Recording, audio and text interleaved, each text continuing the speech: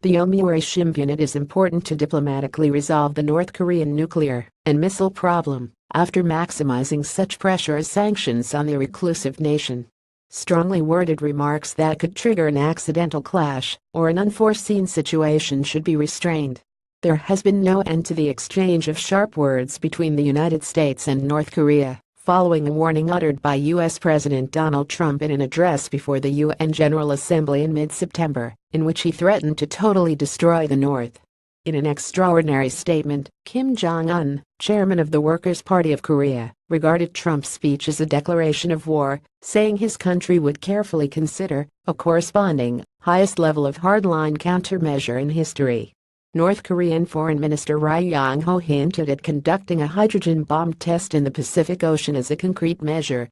"We will take preventive measures by preemptive action if the United States shows any sign of taking military action," he insisted, referring to the possibility of shooting down U.S. military aircraft.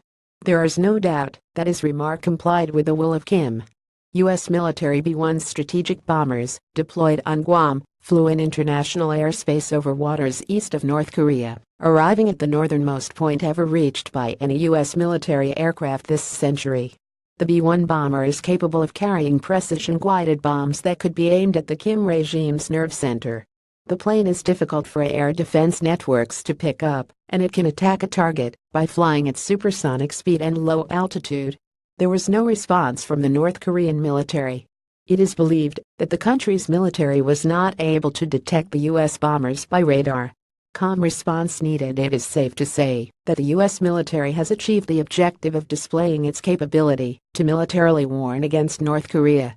Extreme caution is indispensable to prevent tensions between the two sides from heightening. It is worrying to see that Trump has imprudently reacted to North Korea's threats and provocative words, both of which are an old ploy used by that country, thereby adding fuel to the ongoing crisis. Trump ridiculed Kim as a little rocket man and emphasized, "We can't have madmen out there shooting rockets." Playing the same game by using undignified language and slandering his opponent has been a problem.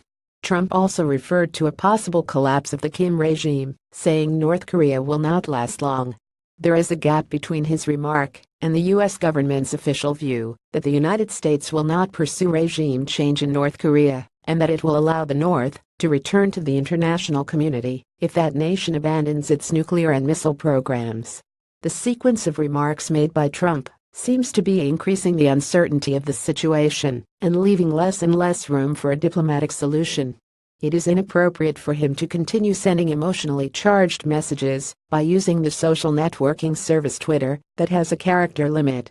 UN Secretary General Antonio Guterres had every reason to urge both sides to exercise self-restraint by issuing a comment stating that fiery talk can lead to fatal misunderstandings. It will take a certain amount of time before joint efforts to contain North Korea produce results. All parties in the current situation need to act calmly, accepting the possibility that the crisis could last for an extended period of time. From the Yomiuri Shimbun, October 1, 2017 speech.